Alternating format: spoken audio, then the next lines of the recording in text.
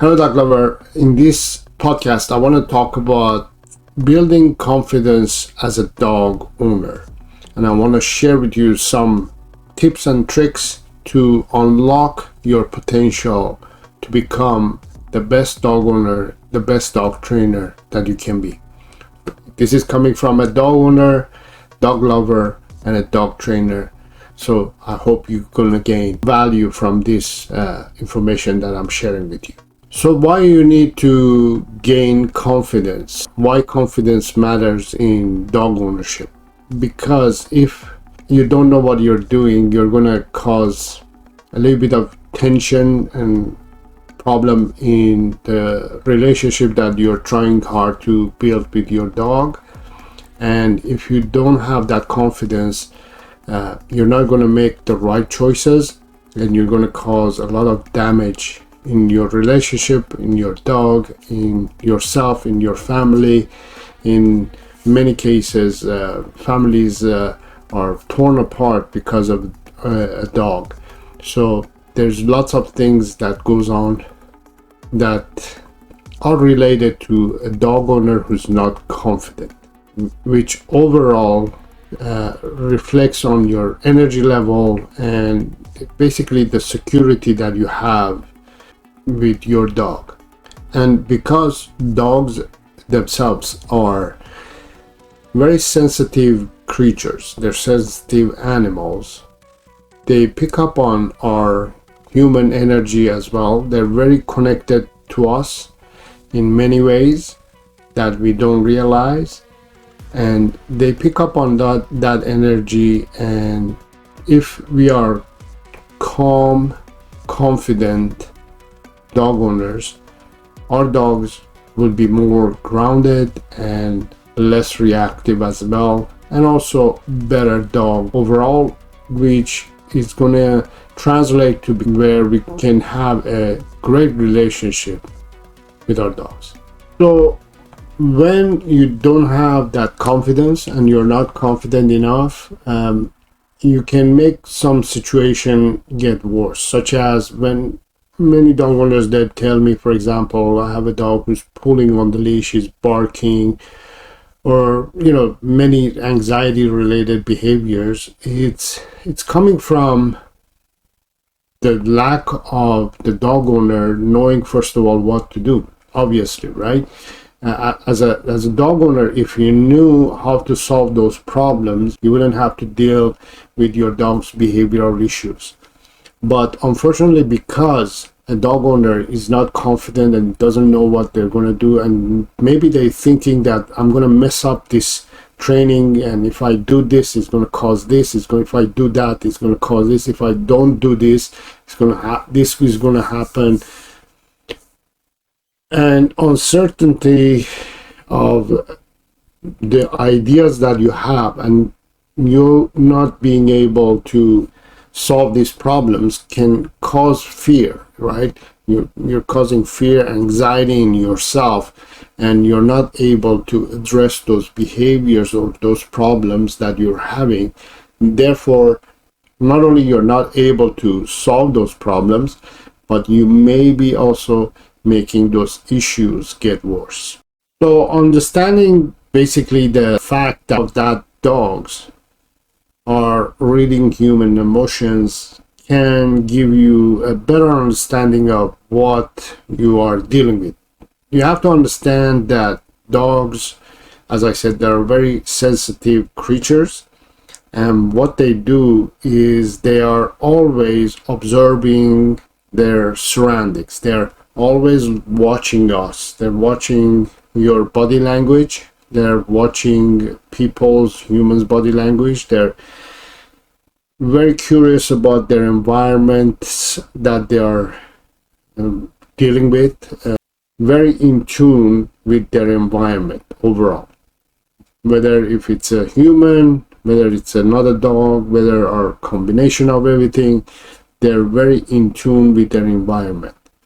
And what that does is, if you are stressed or anxious yourself, unintentionally you may be fueling your dog's anxiety and stress level if you have a dog who's super sensitive. They are sensitive, but if you have a dog who's super sensitive, you may be making it worse and making them even more stressed and more anxious.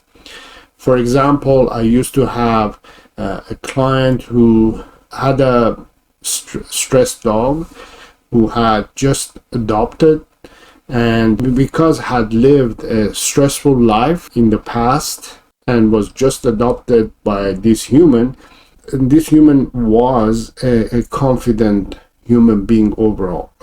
She had a business, she had a good family, and overall she was a very confident person.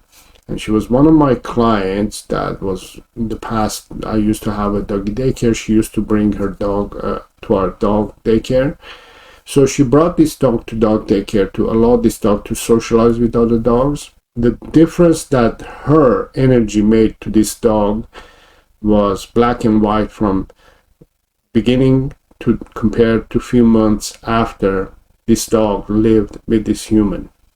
The transformation was very obvious. So this dog lived with a confident human being and therefore was able to change and move forward just because the owner was confident. The owner knew what she was supposed to do. She wasn't babying the dog, she wasn't making mistakes, and because of that she was able to change this dog's behavior and overall life by simply being a confident human being. So overall, if you feel yourself that you're anxious, stressed human being yourself, and for instance you're walking your dog on a leash and your dog is reactive on a leash, first of all, what I want you to do is check yourself. Are you feeling stress and not confident yourself? Are you feeling stressed and anxious yourself? Are you approaching your dog's frustration that it has with your own frustration? And overall, when situation like that happen, I usually use the example of, is a blind leading a blind? So if you are emotional, if you're anxious, if you're stressed and frustrated, you can't help your dog who's emotional, anxious and frustrated as well. You have to read yourself, and also you have to be aware of your own emotional state of mind. So understanding the fact that, mistakes happens as a dog owner, obviously most dog owners are not educated in dog behavior, in dog psychology, in dog body language. So you are going to make mistakes, right? And no one is perfect. When you are trying to train your dog, you're going to make mistakes, and mistakes in general, or making mistakes, are learning opportunities. So what I mean by that is, for example, if you're doing certain training with your dog and you're realizing that it's not working or it's not having the effect that you need to see, you have to change something. You have to learn from that instead of saying or bashing the training or bashing the effort that you're putting into training or bashing your dog or yourself. Instead of that, what you want to do is learn from the mistakes that you have made.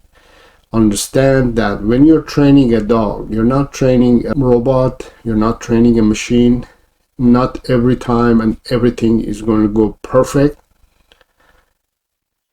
All you have to do is redo or readjust or try something else. That method or that technique that you used in that moment maybe didn't work out because maybe your dog was tired, maybe your dog is not feeling well, maybe you are not feeling well, maybe you're not confident.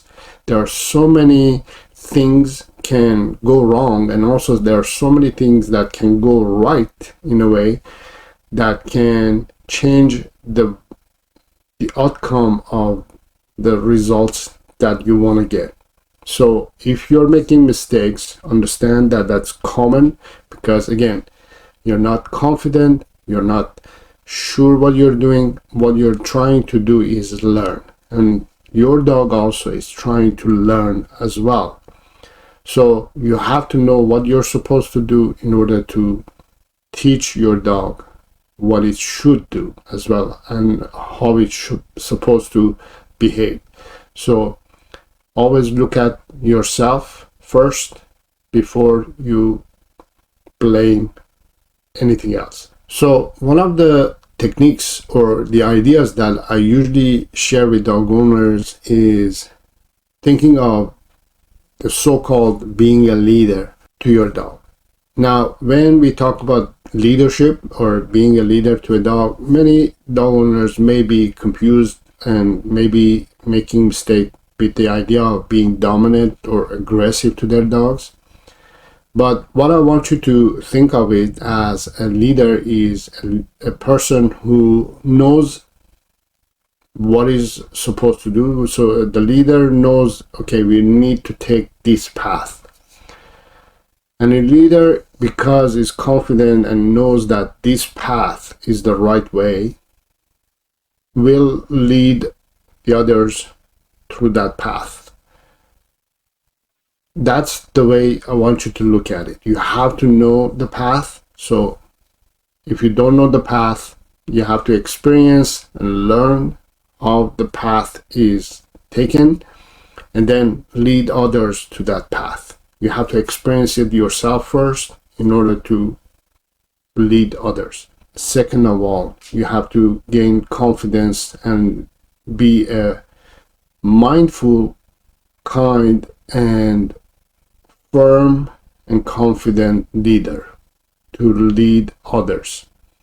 So I don't want you to be aggressive. I don't want you to be mean. I don't want you to be soft and gentle either, because both of them are extreme ways of feelings and emotions that you're putting into your leadership, and you're not able to lead with those mentalities properly, because you are tapping into a extreme form of mentality, which you're either too soft or too aggressive. A leader is going to be in the middle. It's going to be firm, clear, confident, who knows what to do, what is going to happen, and is going to just lead the others or your dog to that path. The other mindset that I want you to learn and practice with yourself in general is learning to celebrate little wins that you get in your training and in your journey with your dog when it comes to training your dog or changing your dog's behavior. For example, if you're asking your dog to sit and stay and your dog sits and stays for 10 seconds, that's a win. I want you to celebrate that internally and externally. I want you to celebrate that with your dog, with yourself, and know that if you could make a dog to sit for 10 seconds, you can make it to 20 seconds. And always celebrate those little wins, because if you don't count those little wins, then you're ignoring every step that you're taking and the big wins as well, because you're not going to be able to go from 0 to, let's say, 10 minutes of sit and stay, for example, with your dog, by all of a sudden going from 0 to 10 minutes. That's not going to happen. But if you break it down to, let's say, 10 seconds, 20 seconds, or 30 seconds, then not only possible, but if you celebrate each step of the way, then when you get to the big results that you want, then you can really see the journey that you've taken and how long it has taken, how it has taken. So I highly suggest you to journal it. So either you write it down. Today we were able to get to 20-second stay, for example, or tell your friends and family. Let them know that you are winning. You're getting positive results, right? Maybe celebrate it. Take yourself for a coffee, celebrate somewhere. Most of the time when I tell my students and my friends or clients how to celebrate, I usually say, open a champagne bottle, right? Celebrate those moments, because a little win is a big deal when it comes to dog training. And the next thing that I would say is very important also is being consistent. A confident owner is very consistent, and because you are confident, you know what you're doing and what you're supposed to do, how you're supposed to feel. A confident owner would be saying, I'm going to be repeating the same thing, because consistency also is very important.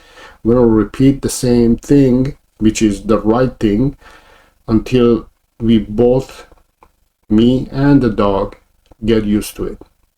So for example, a confident, consistent dog owner would say to the dog, you are either allowed on the couch or you're not allowed on the couch. A confident, consistent dog owner wouldn't confuse a dog to say, you know what, today you can get on the couch, but tomorrow, no, you can't get on the couch because tomorrow we have guests. I don't want you to be on the couch.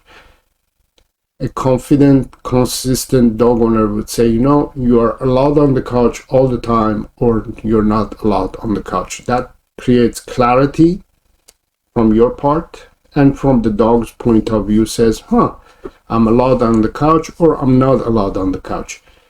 They don't feel bad when you say you're not allowed on the couch, or they don't feel joyous or happy or makes their life better if they're allowed on the couch. They don't really care, as long as they know what they're supposed to do. Am I allowed on the couch or not? That's more important for your dog.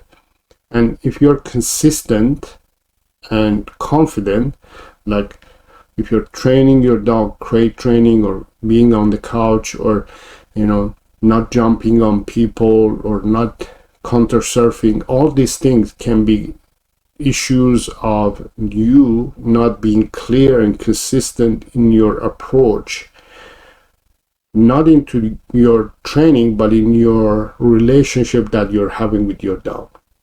If your dog is clear that I'm not allowed to counter surf, or I'm not allowed to jump on people when guests come home, or I think I'll be okay. I should be fine in a crate. There's nothing wrong being in a crate. If your dog feels that clarity coming from a confident, consistent dog owner, that makes a big difference in your relationship and the results that you want to get from your journey of dog training. Now, obviously, as a typical dog owner, you're going to have challenges, right? And one of the best ways of learning how to become a confident dog owner and dog lover is to learn. And how do you learn what you're supposed to do? First of all, you have to invest time and energy into learning, into education, by empowering yourself with knowledge. So you have to learn. The way you learn it all depends on your personality. How do you prefer to learn? Are you a good student yourself to learn in order to teach to your dog? You have to understand that when it comes to dog training, you are the best teacher for your dog. You're the best role model for your dog. best teacher for your dog is you, is not the dog trainer, is not anybody else. It's you.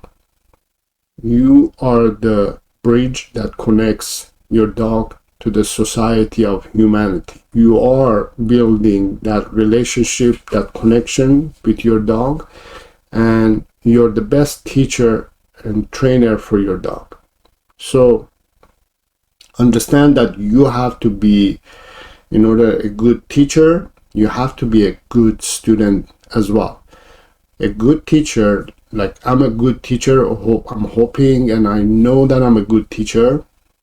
And the reason I'm a good teacher is because I'm a good student as well.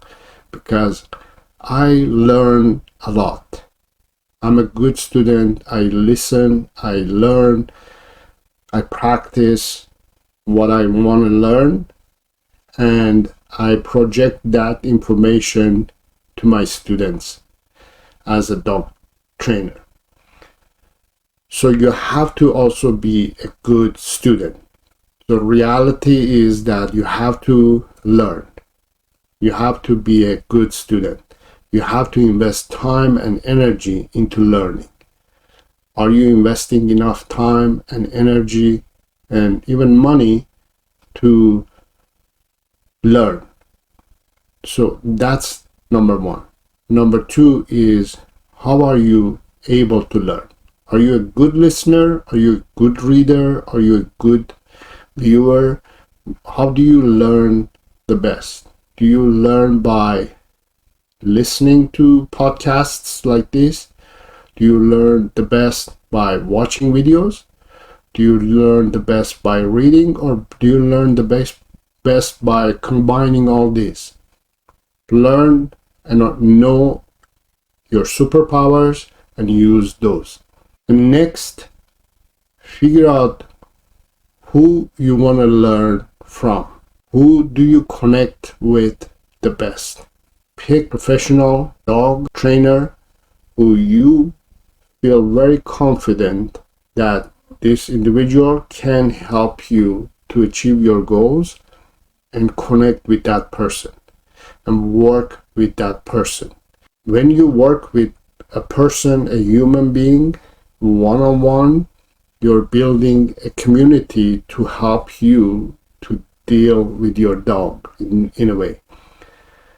And when you work with a professional dog trainer, you're going to be able to structure your training and get support and also accountability that builds confidence in you. So I highly suggest you to take those 3 steps of learning, knowing that you have to learn, figure out what your superpowers of learning is, hire a dog trainer or professional to work with, and ask that professional also that you're going to be working with, here's how I like to learn. Can you help me through this? And work with that person. Invest time, energy, money in your knowledge and in that person. Don't be cheap. Knowledge is valuable. Knowledge, most of it is free, available on Google, if you Google it or YouTube it. But the best knowledge and information is received when you invest time, energy, and money. If you don't spend money, you don't commit to that information.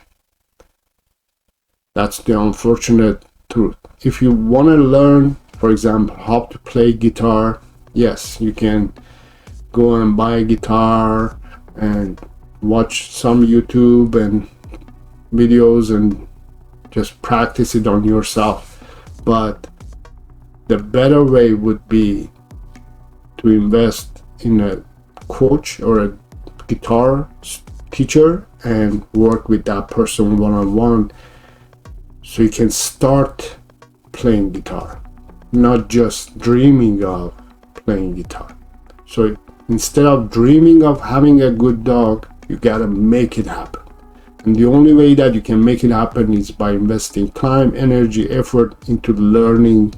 You have to educate yourself. So I want you to understand that the way you build confidence in yourself and in your journey with your dog through its life is build your confidence through over time and taking small steps and learning along the way,